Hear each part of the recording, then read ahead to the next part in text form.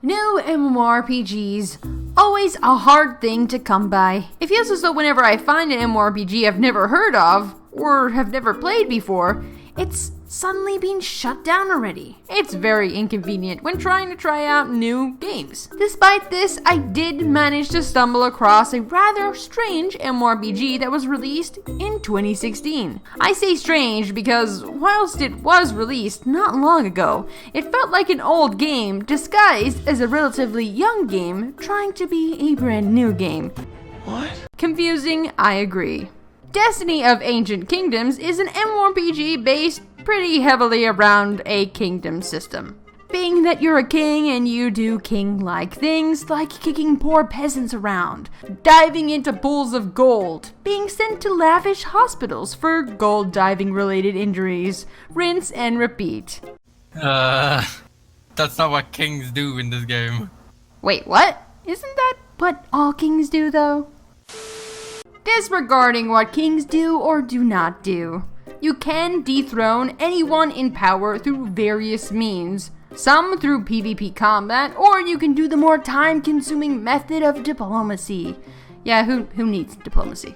Just kill the king and be done with it. However, due to the population of this MMORPG, I doubt this kingdom system is really something you can actually partake in now, as the starting zones we visited were deserted. There were no players to be found, only Eve and myself were playing. Not that this stopped us from adventuring around, partaking in fishing, murder, quests, dressing up in style, and, well, more murder. In mass quantities, of course. The only way to fight in MMORPGs. However, it is always hard to enjoy playing an MMORPG that just feels so empty. But we carried on nevertheless. Destiny of Ancient Kingdoms isn't the most unique MMORPG I've ever played. It feels like a very old copy of Perfect World, mixed with a splash of some other very generic Asian-inspired MMORPGs. There's a small amount of classes, with little to no character customization. Not that it would actually help all that much. I mean,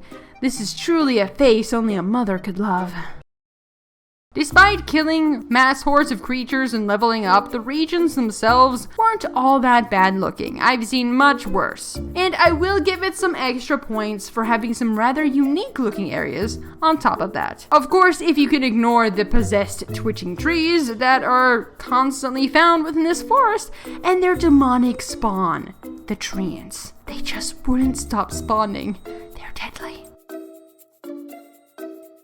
So truly, this MMORPG doesn't feel like anything you would expect from an MMORPG released in 2016. The regions are open, but are still instanced behind loading screens. The item mall is very, very pay to win, with most of the items actually affecting gameplay heavily, which is just something you never want to see in MMORPG. Then the combat is rather simplistic, being a tab target game, but you can rack up some pretty epic combos that give you damage buffs, which was nice when I was playing around killing everything. So if you like grindy games that allow you to kill mass hordes of creatures, this is definitely a combat system that you would like. And lastly, there's something minor, but I felt like it was worth pointing out. You can walk through some of the terrain in the game, like fences or barrels. It's very strange. And of course, there's no jump, which every MMORPG should have. It is truly no wonder I've never heard this MMORPG, but in all honesty, I've played much worse games. Not that I'm saying I'd play this game again, or that others should try it, you really shouldn't.